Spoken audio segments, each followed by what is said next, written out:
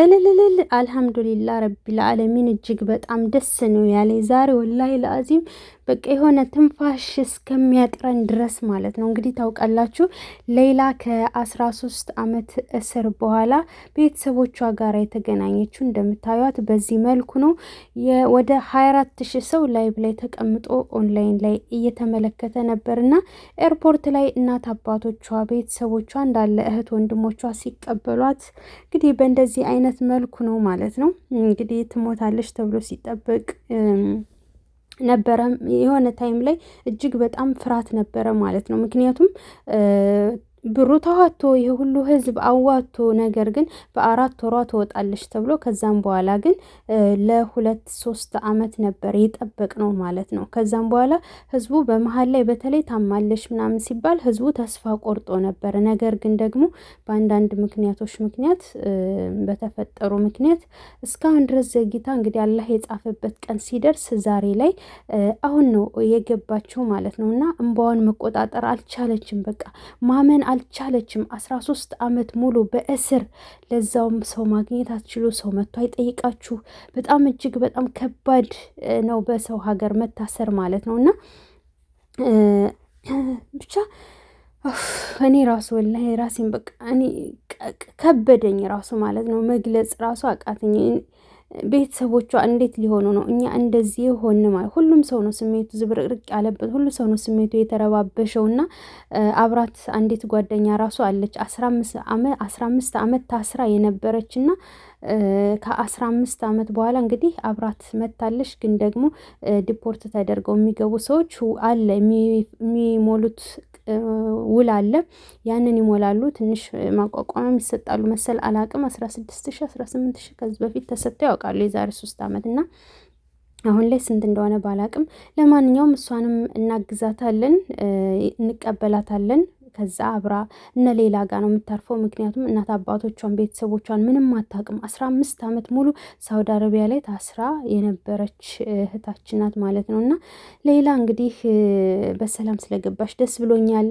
ፋሲካ ናት መጀመሪያ ላይ ወደ ሚዲያ ያወጣቻት። ፋሲካ እህቴ እጅግ በጣም እናመሰግናለን። ምክንያቱም መጀመሪያ ላይ ሰበብ የሆንሽው አንቺ ነሽ ማለት ነው።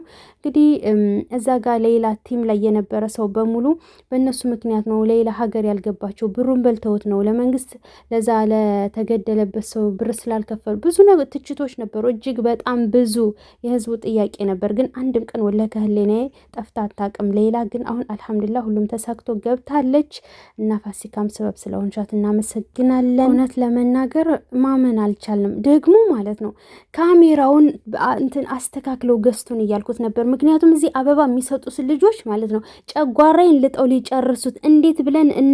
በቃ ኮመንቱ ደህና ተዘግቶ ነበር። ግን ካሜራው ገዝቱ እንደ በፊቱ ቢደረግ ይሻል ነበር። ምክንያቱም በደንብ እንኳን ማየት አልቻልንም። እንግዲህ ሌላ ከማታ ጀምሮ ስንጠብቅ እኔ ራሱ እንቅልፌን አጥቼ እስከ ጠዋት ስጠብቅ አሁን ስንት ሰዓት ላይ ሁሉም ነገር ተሳካ።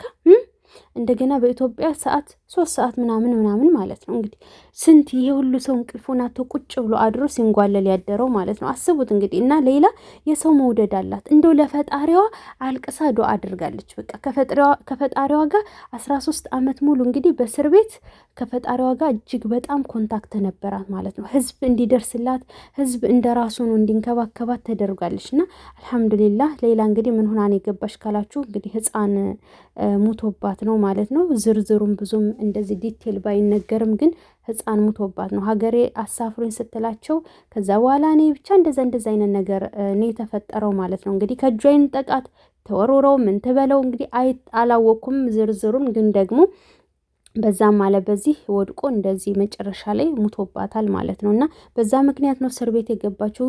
ቋንቋም አታውቅም ነበር። አንቺ ነሽ እንደዚህ ያደረግሽው ስትባል አዎ ብላ ቃሏን ሰጠች።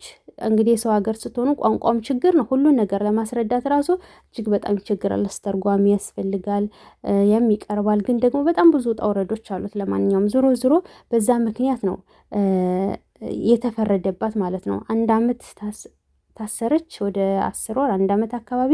ከዛም በኋላ ግን ብር ክፈይና ውጭ ተብላ ተስፋ ቆርጣ እንደገና ወደ ሚዲያ 4 ወር ሲቀራት ለመሞት ለመገደል 4 ወር ሲቀራት እንደገና ነው ሚዲያ ላይ ነፋስ ካወጡት በስተመጨረሻ ህዝቡ ተረባረበ። አረቦች ሳይቀሩ ኢትዮጵያውያን፣ ኤርትራውያን እንዳለ ሁሉ ተረባርቦ ሁላችንም ተረባርበን አልሐምዱሊላህ ዛሬ ላይ ለዚህ በቅታለች። ለእነዚህ ሚስኪን እናትና አባቶቿ በቃ ሁሉም ነገር ስለተሳካ እጅግ በጣም ደስ ብሎኛል። በጣም ነው የሚያሳዝኑት ቤተሰቦቿ። ሲቀጥል ቤተሰቦቿ በህይወት እያሉ መገናኘቷ ወላሂ እጅግ በጣም እድለኛ ናት። ሌላ ኑር ሰውና እንግዲህ ተረጋጋ። አሁን ላይ ወደ 1 አመት ኦክሲጅን መሰብሰብ አለባት፣ ማረፍ አለባት፣ ሪላክስ ማድረግ አለባት። ከዛ በኋላ ሌላ ደግሞ አግብተሽ ኢንሻአላህ የምትወልጂ አላህ ያድርግሽ። ደግሞ ቆንጅዬ ናት። ሲቀጥል ደግሞ ማለት ነው አንድ 16 ሚሊዮን ተርፏል ይባላል። እንደዛ የሚባል ወሬ አለና ሰደቃም ይደረጋል ከዚህ በኋላ። በዛ ብር ደግሞ የሆነ ነገር ከፍታ ኢንሻአላህ የምትቋቋም ይሆናል። ቢያንስ አእምሮ እንትን እንዳይል እንድትረጋጋ ማለት ነው። እና ወንድም ኻሊድም እዚህ ጋር የተሳተፋችሁ በሙሉ ኤርፖርት ላይ ራሱ አሁን አየር መንገድ ላይ እንደዚህ ቀረጻ ምናምን አይፈቀድም። ወንድም ኻሊድ አስፈቅዶ ምን ብሎ የህዝብ ልጅ ስለሆነች የህዝብ ጥያቄ ስለሆነ በእንደዚህ አይነት መልኩ አሳይተውናል። እጅግ በጣም እናመሰግናለን።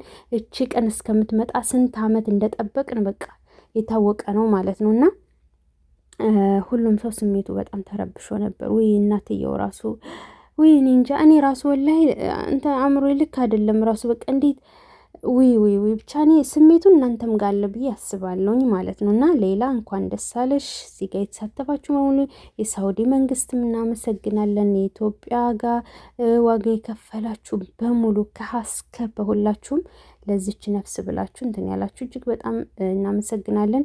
እንግዲህ ከሌላ ጋር የነበሩ ወደ 60 ሰው ነው ወደ ምናምን ራሱ የሞት ፍርድ ተፈርዶባቸው እንትን ያሉ አሉ። ሳውዲ ላይ ታውቃላችሁ መኪና የገጭ ራሱ ወደ 300 ሺህ ሪያል ነው ምናምን ይቀጣል። ቀልድ የለም ማለት ነው። ሳውዲ ላይ ህጉ ጠበቅ ያለ ነው። በሸሪዓ ነው የሚመራ። የገደለ ይገደላል፣ የሰረቀ ይቆረጣል ማለት ነው። እንደ ኢትዮጵያ እንደዚህ እንትን ምናምን ያለ ነገር የለም ማለት ነው። እና የሟች ቤተሰብ ደግሞ በገንዘብ ይቀየርልን ይች ልጅ መገደል የለባትም ካሉ በቃ ይቀየራል። የሌላውን እንደዛ ስለሆነ ነው የተቀየረው ማለት ነው።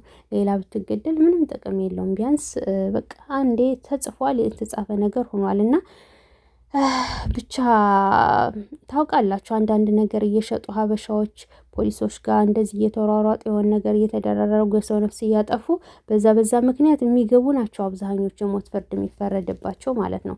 አሻራ ተመርምሮ ምን ተብሎ ስንት ነገር እንጂ ዝም ብሎ አይደለም የሞት ፍርድ የሚፈረድባቸው። እነሱም የሰው ነፍስ ስላጠፉ ነው ማለት ነው። እና ብቻ ከእንደዚህ አይነት ወንጀል ፈጣሪ ይጠብቃችሁ። ወላሂ ህፃን የምትይዙ አሁንም ተጠንቀቁ። እጅግ በጣም ከባድ ነው። ስልክ ላይ ትኩረት ስታደርጉ ስታወሩም ሆነ የሆነ ስራ የሚይዛችሁም ሆነ ተጠንቀቁ እባካችሁ።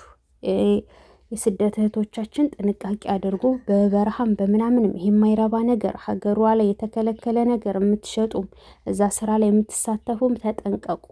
ለምሳሌ እንደዛ እያደረጋችሁ ብር ሳይከፍሏችሁ ሲቀር ስሜታዊ ትሆናላችሁ። የሰው ነፍስ እንትን ትላላችሁ። መጨረሻ ላይ የእናንተን መጨረሻ እንደዛ ይሆናል። እናት አባቶቻችሁ እንግዲህ በሀዘን አስቡት። ትኖሩ ትሞቱ ምን ትበሉ በቃ ቤተሰብ አያውቅም። ሁሌ ጠፋብን እያሉ በሀዘን ይጎዳሉ ማለት ነው። የናፈቀ አንጀት የእናት አባት አንጀት አይችልም። እና የመጣችሁት ለስራ ነው። ስራችሁን ሰርታችሁ በአግባቡ ሀገራችሁ መመለስ ነው ማለት ነው። ቤቱ ካልተመቻችሁ ደግሞ በህጋዊ መንገድ እንዴት ማድረግ እንዳለባችሁ አስተውላችሁ አስተንትናችሁና የሌላ እንትን ከባድ ነበረ። ምክንያቱም